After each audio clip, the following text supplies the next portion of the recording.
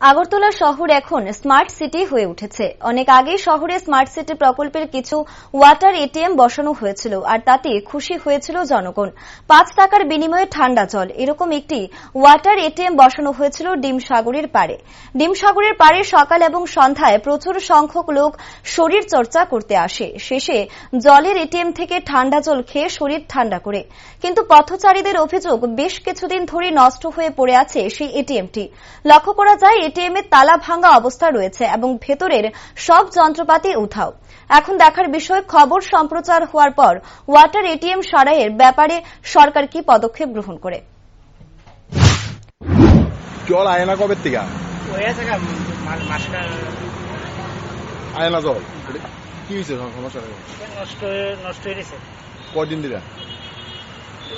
বছর জল পাওয়া যায়।